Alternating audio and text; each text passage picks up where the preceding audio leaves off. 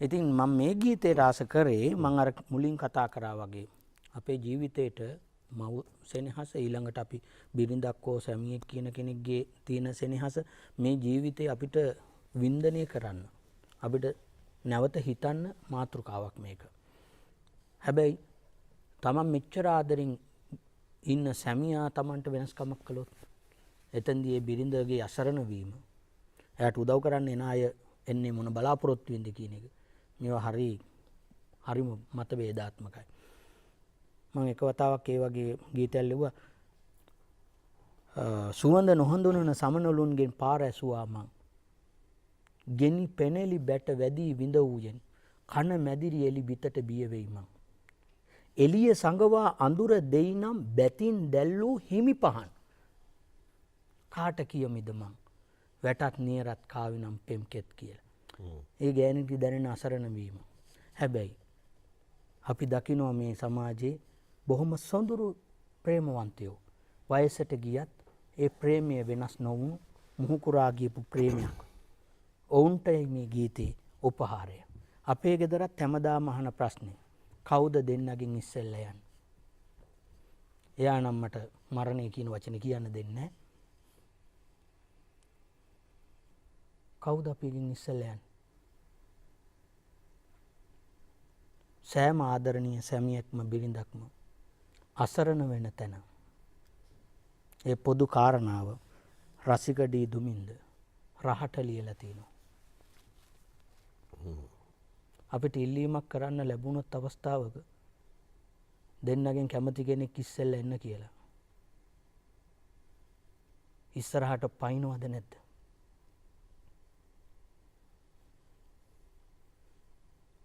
පනින්නත් ඕන. එයාව තියන්නත් ඕන. තියලා අසරණ කරන්නත් බෑ. අසරණ කරන්නත් බෑ. දෙන්නටම එකට යන්න පුළුවන්. මේ සසරේ අවුරුදු 20ක් විතර වෙන වෙනම තැන් දෙක ජීවත් වෙච්ච දෙන්නේ එකතු වෙලා මෙච්චර බැඳීම ප්‍රේමය වර්ණනා කරන්න තාම වචන ලෝකේ හොයලා නැහැ.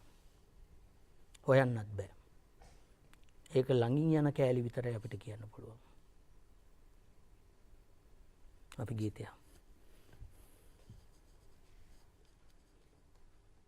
බිරිඳගෙන් උත්තරයක් එන්නේ නැද්ද උකට? එයා යන්න ඕන කියලා තමයි කියන්නේ. පුළුවන් ඔයාට ඒක ඩිට දෙන්න. එව්ව කොයිද මාත් එක්ක? එකට යන්නේ. සාමාන්‍යයෙන් ගොඩක් ආදරණීය ඉඳපු පවුල් වල මම දැකලා තියෙනවා. බිරිඳ හෝ සැමියා මැරුණම ඒ ආසන්නයේම අනික් කෙනක් යනවා. ඇත්ත මම දැකලා තියෙනවා. හරිම පුදුම දෙයක් ඒක.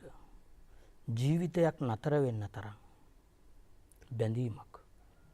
බැඳීමක කම්පනය. වියෝක කම්පනය. සෝභා දහමට නොවන අවනත ලෝයේ කිසිවක් නැහැ. ආවෙත් තනියම යන්න වෙන්නේ තනියම. හැබැයි කවදා හරි යනවා කියන එක මතක තියාගන්න එක වටිනවා. වටිනවා. ගීතය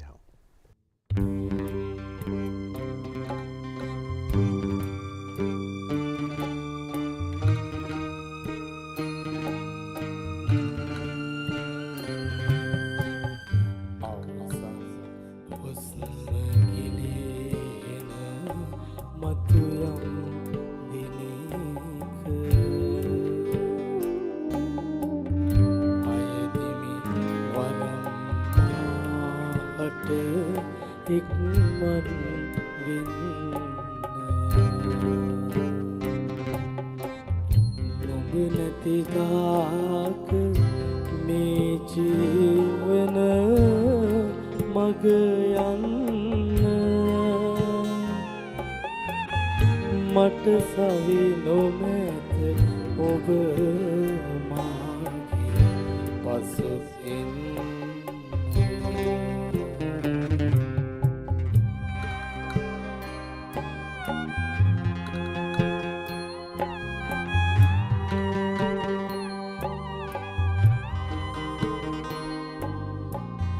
මුහුකුරු සෙනෙහස විමසින් අද සරසන දිවිය පෙම් නොවදුටුව නුඹදැයි සිතනා තරම රිදුනක් නුඹට හසර උදලා මෙමට මත ඇඳෙන නුඹේ පෙම්වත් බව අරුම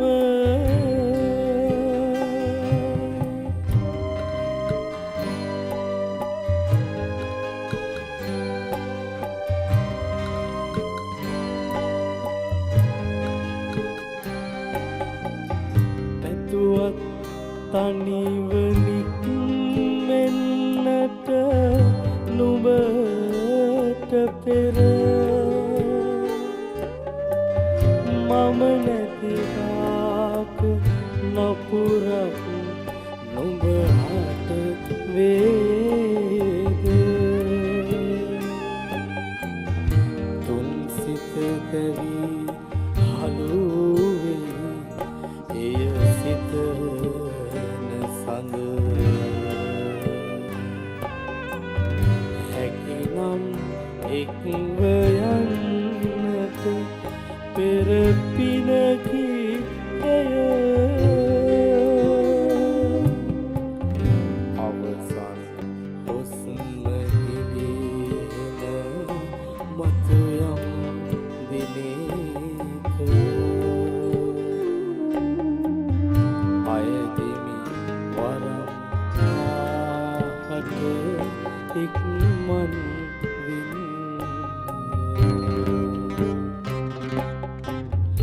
නුඹ නැතිතාක මේ ජීවන මග යන්න මට සවි නොමැත ඔබ මාගිය පසු එන්න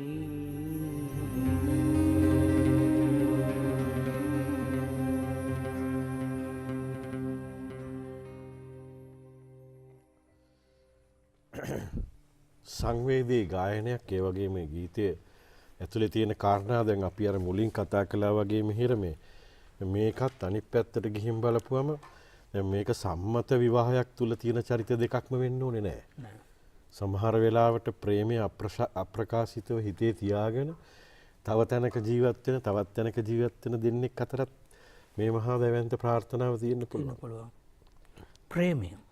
එතන තියෙන ප්‍රේමය. අපි තමයි ඒකට ලේබල් ගහන්නේ.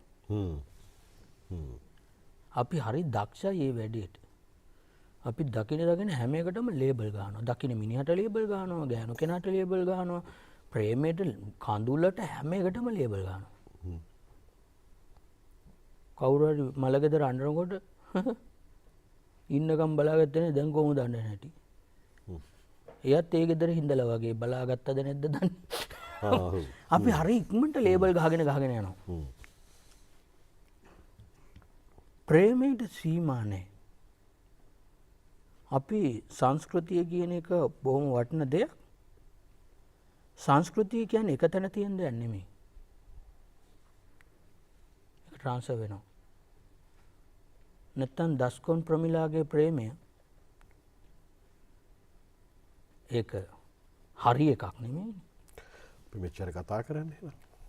එයි අපි ඒක ගැන කතා කරන්නේ. ආදරේට ලේබල් එපා. ආදරේ නම් ආදරේ. ඒක කෙනෙකුට බලෙන් හදවන්න පුළුවන් එකක් නෙමෙයි. අර විලාසිනීගේ ප්‍රේමයේ පොතේ තියෙනවා